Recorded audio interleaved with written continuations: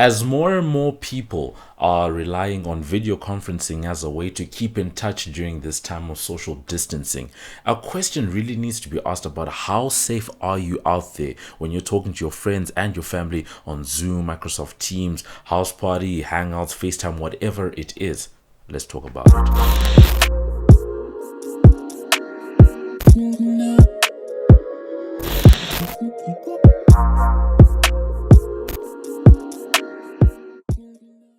Hey, what up? It's your boy MobbJustice back again with another video, and we are continuing with the video conferencing theme.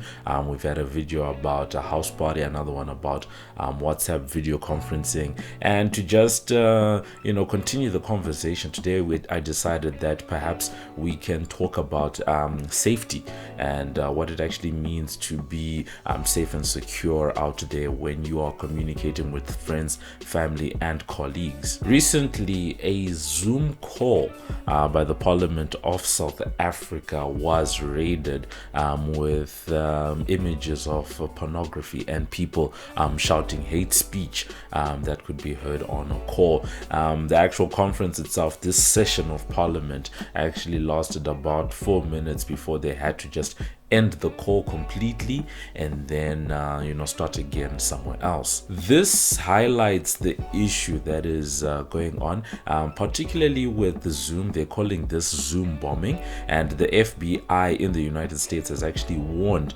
that there are some vulnerabilities that they are getting reports on, especially when it comes to large calls that have like a large number of people on them, whether it is a college class or whether it is a large session of Parliament. Like we said, recently in South Africa there was a press conference that was hit by a similar incident, and in the United States the FBI has been investigating some of these issues. Now, the University of Toronto's The Citizen Lab recently put out some research and some data showing that there are vulnerabilities in the encryption that is being used by Zoom. This is not the first time that Zoom's security features have been brought into question. There have been a number of different incidents over the last few years, including one recently where Apple actually had to patch its own software because of a vulnerability that was introduced into some of its systems by Zoom. Apart from instances where people hijack a feed, a link, or something like that, where there is a live teleconference going on, one has to also think about the practicalities that surround Zoom, because on the most basic plan for Zoom, you can get up to 100 people on a call for about 40 minutes. And think about if you are the host of a meeting like that, how do you police the sharing of the screen, who actually has links to the actual meeting, stuff like that. And these are some of the issues that are feeding into Zoom bombing, where someone just decides to just start displaying something inappropriate on the feed, or starts shouting hate speech or very inappropriate things on a Zoom call. So how can you keep yourself safe when you are conducting one of these calls? Because whether we like it or not, Zoom has become one of those ubiquitous tools because they've actually experienced massive growth since the lockdowns and over the year, record-breaking quarters, stuff like that. And the truth of the matter is they do a lot of things right. And especially for something that can be accessed for free, it's definitely a platform that has done a lot of good for people. And it's very unfair, I feel, that the entire platform can be sort of disregarded because of a few bad apples. But notwithstanding the fact that the dangers are very real, so keeping yourself safe when you're doing some of these teleconferencing services or teleconferencing call, a lecture, whatever it is, there are about 5 or so key things that you can do that can actually help you out there. The first thing is to add a password or their keys, their passwords, certain identifiers that can actually allow you into a call. That's a very good first thing that a person person can do to help themselves. The second thing that you can do is to enable what's called a waiting room. That's basically where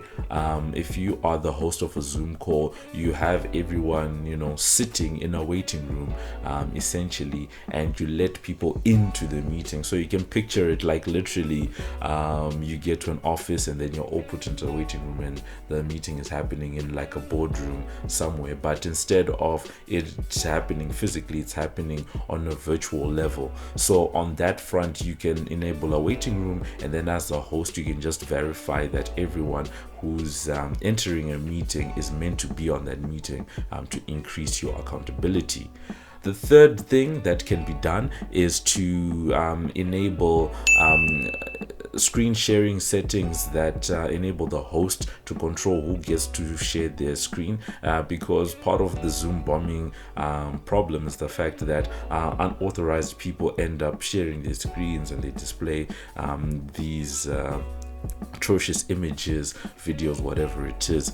And the other tip for me, you recently heard of a story where there was a lecturer who was giving a talk recently, and it sort of highlights what goes on, because apart from, you know, this issue that we're talking about, you yourself as the host of a Zoom meeting or someone who's about to share their screen with people on the meeting need to be aware of what you are sharing. If perhaps there are some private documents that you might have open, you know, tabs or stuff that you're researching that you want to keep to yourself, rather make sure that before you share your screen with someone else, you make sure that you are aware of what you are sharing before you share it.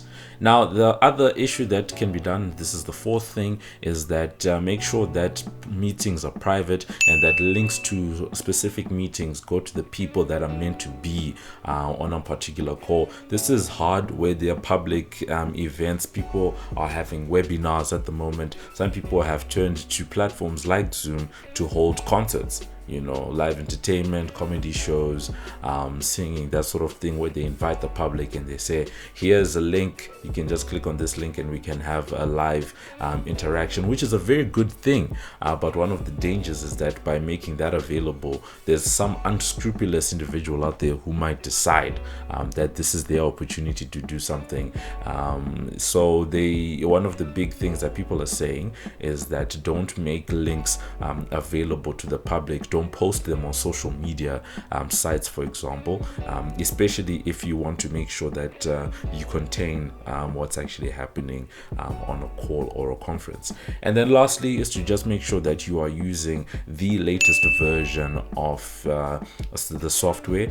Zoom, for example, has acknowledged some of the vulnerabilities in its own systems and says that they are continuously working to make sure that that security is taken care of. Now, going forward, we're not having this discussion as a way to discredit Zoom per se. It's just that all of these incidents seem to be happening on Zoom. It's the most widely reported. It's the one that has garnered the most attention. And whether we like it or not, it's the video conferencing platform that has gained the most traction this year. So they're definitely going to be in the spotlight, and it's one that's being used by a lot of schools. It's a one that's being used by a lot of businesses, enterprises, organizations, and a lot of individuals as well. But because of the safety and privacy, some of those issues, certain companies, certain schools have actually banned the platform from being used. Now, just other platforms that are being used, I'm sure that there are vulnerabilities, and I think some of the issues that we spoke about, especially in the tips of how to stay safe, are things that can be used across the board. The other one is some of the mobile apps. Recently we've highlighted WhatsApp versus House Party, things like that, and one of the things I highlighted in the video about House Party is the fact that it has a certain issue where they do create these rooms, etc., and sometimes there are people that you don't know that might end up in a call that you think is private. So just make sure that you are aware of some of these issues. Make sure that whatever platform you are using, you are aware of the little security features that are there, and you make sure that you stay safe. Understandably, the safety and the safety and privacy concerns around video conferencing is a big issue, particularly if you're a parent or someone that just wants to make sure that they themselves are staying safe.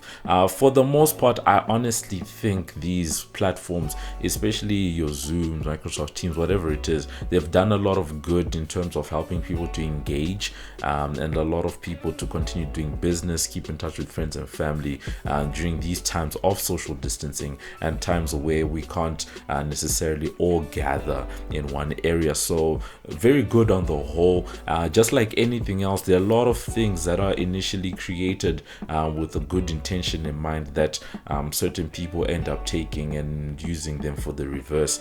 And I think where possible, people should just be aware and stay safe. If you are a parent, if you're an administrator, if you're someone who is using these platforms a lot, just inform yourself about some of these vulnerabilities when you're making a decision between which platform to use, because people have their preferences. Just have some of these issues in mind. And then the other thing I personally want to highlight is, I think going forward, there is a certain compassionate form of economics that's really needed in the world because of how hard things are. And we spoke recently about how Google has just made its meat service free, and just talking about them, perhaps potentially going after the market that Zoom is doing very well in. But apart from that, I think it's just good that some of these players extend some of their platforms to have more free options so that it's more accessible to people, and rather find ways of redirecting or reconfiguring your business models so that you can accommodate more people, because right now more than ever, people need this for learning, people need this for doing business, people need this especially just to connect with friends and family and just to stay connected. So there is a need, and we understand that businesses definitely need to be there to make money, otherwise they don't have ways to keep the lights on, to pay their staff, developers, stuff like that. So rather, let's find ways to reconfigure. Zoom, for example, on its free platform allows for 40 minutes calls with 100 people on them, which has been quite a big thing that has helped them so far, that accessibility. And it will be interesting to see how, when economies really start to recover, how some of these platforms will be able to continue holding on to some of these users, and whether people will be able to switch over to some of the paid options that are there. Otherwise, that's it for this episode of MobbJustice on Tech. Thank you so much for watching. This is a very interesting issue. As I said, we've been focusing a lot around video conferencing and some of the services that are being used out there, and it's definitely good to be staying safe.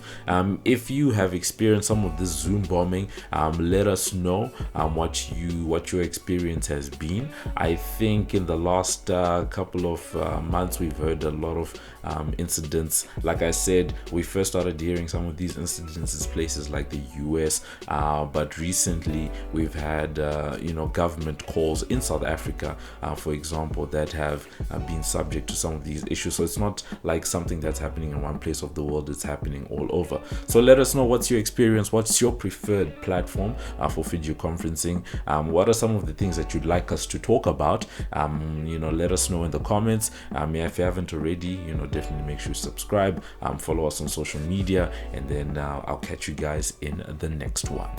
This is Muffs Too Much, and you're watching MobbJustice TV. Like us on Facebook, follow us on Instagram, follow us on Twitter. We're there on YouTube. Thank you for watching our video. Subscribe. No.